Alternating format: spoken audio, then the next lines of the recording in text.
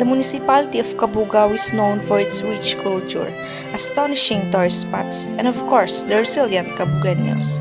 This 9,556 hectares first-class municipality in the heritage province of Ilocos Sur resides over 38,000 people, divided with 33 barangays. Siak ni Airal de Yeladera, intayo amuen ti may sangay panpanakkel nga struktura ti ilimi a Cabugao, ti St. Mark the Evangelist Parish Church.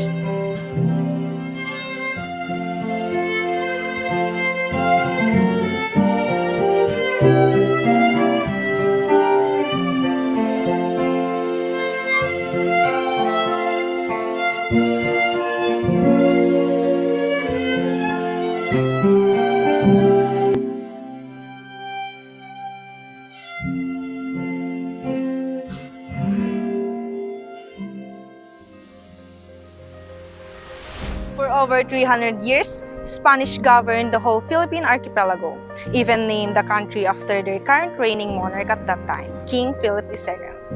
As a relic of faith, Spaniards left us with astonishing and beautiful Catholic churches. With this, the devotion of Filipinos continued up to the present time. The Cabugao Church, officially named as the St. Mark the Evangelist Parish Church, built from 1695 to 1696 by Father Andres Canalejo. This church was reinforced in 1824 and finished by Father Juan Zugasti between 1817 and 1834. So the parish of St. Mark was established 300 years ago on April 22, 1722. But before that, the parish was under the care of Sinait. Sinait became the first district or the first visita. The parish or the convent of Cabugao separated from Sinait independently around the year 1722. So it was also then the time that it became a town. The church is done in Baroque architecture. It has a semicircular arch main entrance, flanked by paired Doric columns and windows divided into two levels. The blind segmented windows on the first level and the semicircular arch windows on the second level. The window panes, steel doors and grills were completed to best secure from thieves, vandals, dust, wind, and rain. This was followed by finishing the whole floor with granulosic marbles. It has a pediment with crestings on the raking cornice and topped by a dome turret. At this left side of the main church is a large 5-story bell tower. On February 14, 1850, the first parish bell was installed. This bell was usually rung during fiestas, baptism, marriage, and other joyous events of the parish, especially the Oracion. At the right side is a church convent where some of the old pictures of the parish is located. It has a typical brick concrete interior that brings and emphasizes the true beauty of the parish in the past.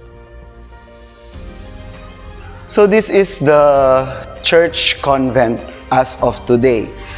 Before, this was an open ruin because what was restored only was the church and some of the rooms here.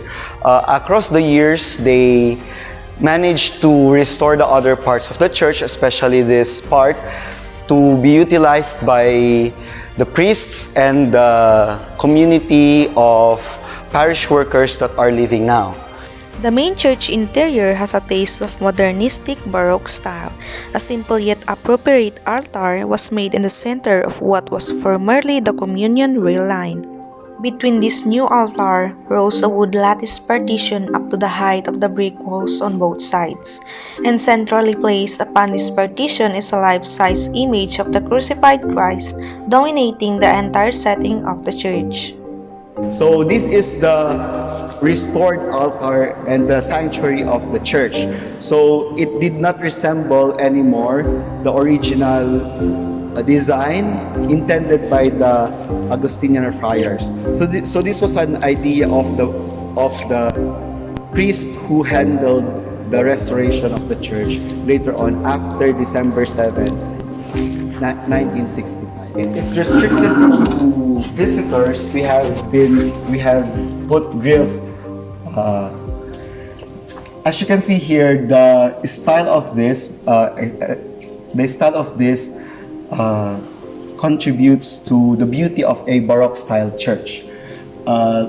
It is sad to see that plants and other vegetation has grown upon it, and there's no hope, I think, to restore it with the damages done by the recent earthquake that was experienced by Ilocos and other parts of Luzon.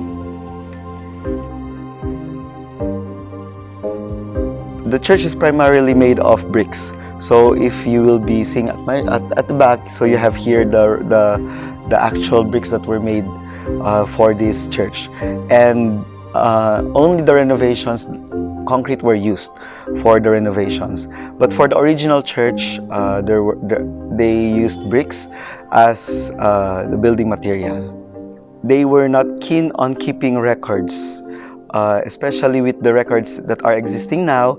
The Philippine Augustinians do not have the records of the Augustinian churches here across the Philippines.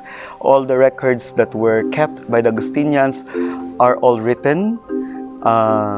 Some were sketches, I think, but we do not have an access to them because they are in Spain.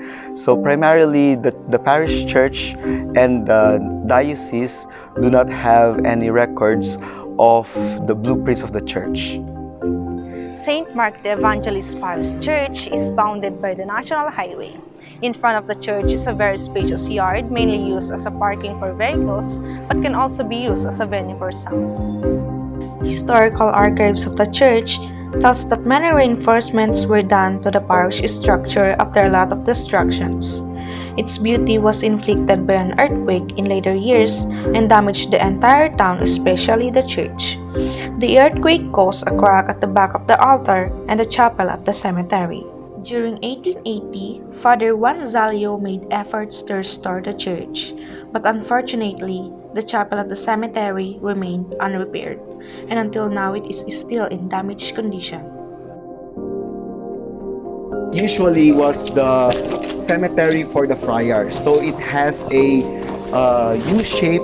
The convent, the church, and the other parts of the convent is a U-shaped structure with its center being the cemetery. So I don't know if they maintained that, but right now the center of the parish, or the courtyard of the parish, is the parish hall. So by tradition from the Augustinian friars, they have this as the cemeteries because during that time they bury their dead within their confines. So I don't know if there are bones here, but I think they have dug them out already. In 1965, the Eve Feast of Immaculate Conception, a catastrophe happened. A fire which originated inside the sawali ceiling of the convent due to faulty wirings. The fire ranged from midnight of December 7, 1965 until the dawn of the following day as the whole residents watched helplessly. The most recent disaster that came upon the church was a fire on December 7, 1965, if I'm not mistaken. So the church was totally burned down. That's the most recent disaster. So the church that we can see now are renovations from that disaster. So this is the facade or the entrance of the church before being burned down. So as you can see here, the walls and the confines of the courtyard in front of the church have changed drastically. The front of the church used to be the property of the local government unit, and where the municipality stands right now is a property of the church. So they exchanged these two properties in such a way that we will be having the bigger compound of the church.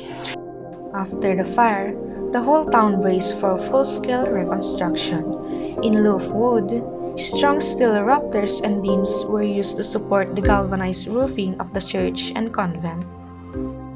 The eastern brick wall, wherein the main altar was attached, had an extensive crack, and because of this, the main altar, the pulverized pulpits, and two sides were excluded from the reconstruction plan.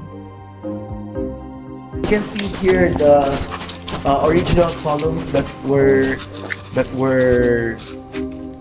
used to support the church. So the engineers need to add a concrete column for them to support the structure.